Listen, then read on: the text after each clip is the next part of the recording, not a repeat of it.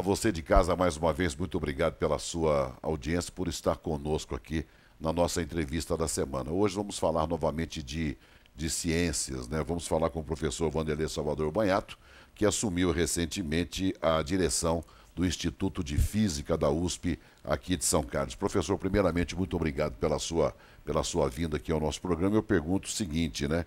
Quais os planos que o senhor tem aí no comando do IFISC até 2022? Bom, primeiro eu que agradeço a oportunidade e é um prazer para mim poder, nessa época da minha vida, me disponibilizar a contribuir com a direção do Instituto de Física de São Carlos, que é um dos institutos da Universidade de São Paulo de grande relevância, né? Nós aqui temos uma produção científica, uma tarefa de formação de recursos humanos e temos também um compromisso com a sociedade, tá certo? E quando a gente dirige uma instituição como essa, você não pode dizer que nada está bom, porque de fato todos aqueles que vieram anteriormente fizeram um bom trabalho, conseguiram organizar de uma forma bastante sistêmica o nosso instituto, mas como eu disse na minha posse, nada é tão bom que não possa ser melhorado ou tão ruim que não possa ser piorado. Então, como diretor, eu tenho que dar uma manutenção àquilo que vem funcionando bem e melhorar de forma considerável aquilo que nós ainda não atingimos o nível que consideramos adequado, né? Então, nós temos que continuar fazendo ciência que é relevante para o avanço do conhecimento, porque a física tem essa obrigação. Nós temos que descobrir o novo, nós temos que entender aquilo que está ao nosso redor. Mas, ao mesmo tempo, eu tenho que fornecer para a sociedade profissionais bem qualificados, principalmente no momento onde o físico está em tudo, até na economia, não é? E é um momento onde a tecnologia ela está se consagrando de uma forma muito diferenciada na sociedade moderna. Então, hoje, você não pode mais viver sem as tecnologias e nós temos a responsabilidade de formar a base do conhecimento que transforma-se em tecnologia e as pessoas que são capazes de serem o veículo de transporte dessa tecnologia. Então, foi feito um plano acadêmico para a nossa unidade, onde nós queremos atuar nas frentes, onde a gente acha que tem um espaço muito grande. Todas elas passam em tornar os nossos estudantes ainda melhores, passam em identificar as áreas da pesquisa onde a nossa contribuição pode ser ainda mais relevante e, principalmente, de inserir o conhecimento da física, que muitas vezes as pessoas falam, não, isso é para físico. Não, isso é para a sociedade. Então nós temos que inserir esse conhecimento na sociedade. São Carlos é uma cidade que adquiriu relevância por vários aspectos, mas ainda não foi pelo nosso time de futebol.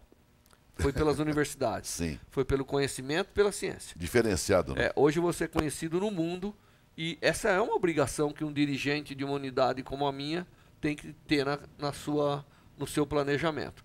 Nós temos que nos tornar uma marca de referência a nível mundial e ao longo da entrevista, obviamente, eu poderei contar fatos relacionados com a América Latina que estão tornando São Carlos uma cidade de referência. Então vamos começar por aí, professor.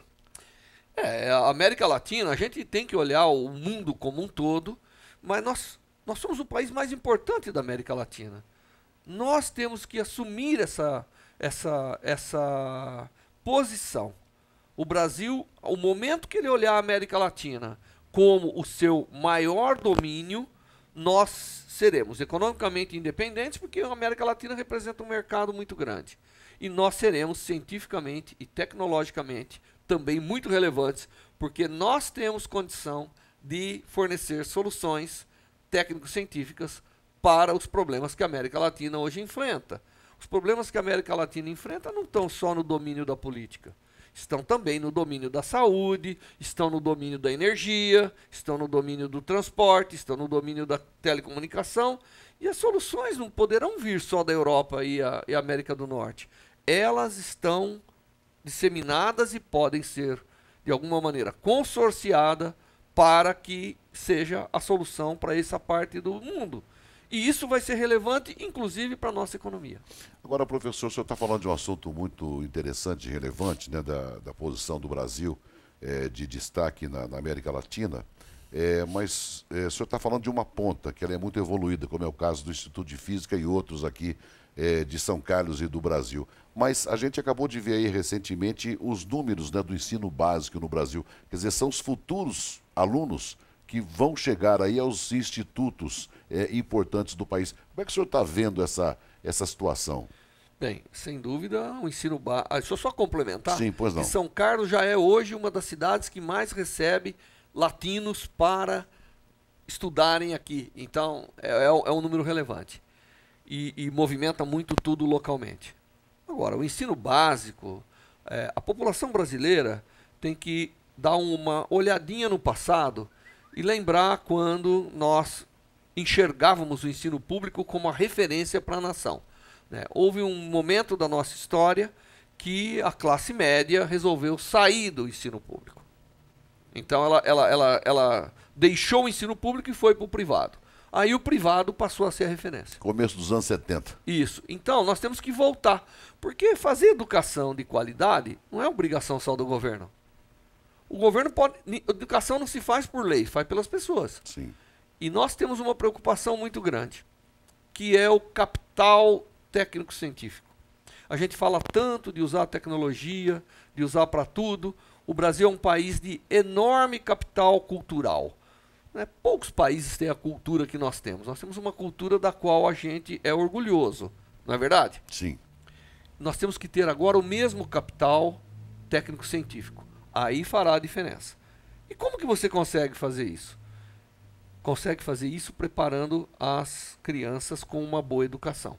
Porque você não tem que só fazer cientista, mas você tem que fazer pessoas capazes de utilizar a ciência, né? Sim. Hoje em dia, a vida já se transformou em algo que, mesmo para ser um catador de lixo, você tem que ter uma educação muito boa. Não desprezando, obviamente, o catador de lixo, que eu acho que é uma profissão muito nobre. Mas existe, as máquinas que ele usa, não é mais jogar um saco numa carroça.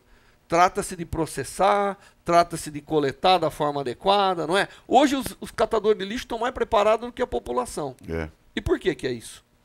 Porque nós estamos deixando de educar as pessoas para todos esses eventos. O que nós vamos fazer? Cada um de nós tem que fazer um pouquinho.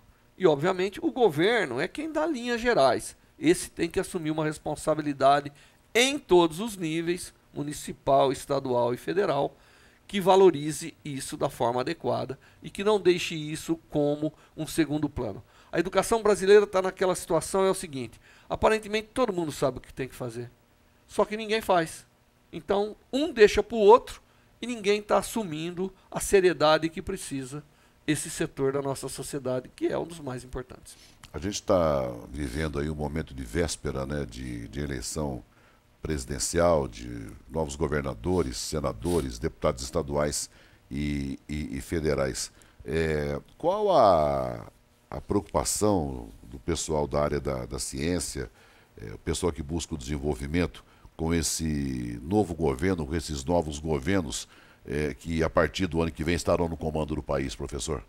Bom, a nossa preocupação é que a gente não tenha no comando pessoas que estão totalmente alheias às necessidades de planejamento de curto, médio e longo prazo. É muito fácil, nós temos tantos problemas hoje, que é muito fácil você desprezar a parte científica e educacional. Aí nós vamos criar um pior ainda no futuro, né?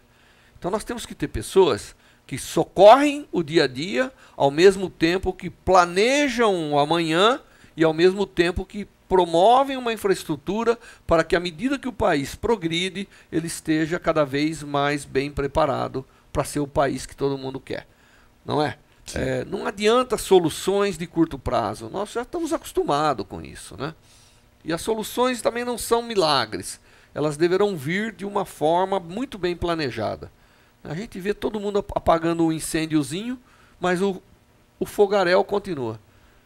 A nossa preocupação é que os novos dirigentes dessa nação, né, em todos os seus níveis, sejam capazes de enxergar como tudo isso tem que ser sistêmico. às vezes não é possível fazer o investimento que você quer. Isso acontece na nossa vida pessoal. Nem sempre a gente consegue fazer aquilo que nós planejamos, mas nós somos espertos o suficiente para fazer aquilo que não vai tornar totalmente impossível aquilo que nós havíamos planejado. Não é? Então nós temos que ter pessoas que planejam de uma forma um pouco mais organizada a maneira, a cronologia dos acontecimentos, para que a gente possa voltar a ser aquilo que é em termos de conforto com o cidadão. Eu discordo que nós deixamos de ser uma grande nação. Uma grande nação nunca deixa de ser uma grande nação. Mas uma grande nação é aquela que seus habitantes têm uma boa condição de vida. Isso está faltando para o brasileiro. A gente faz o nosso primeiro intervalo e volta num instante com o professor Vanderlei Manhato.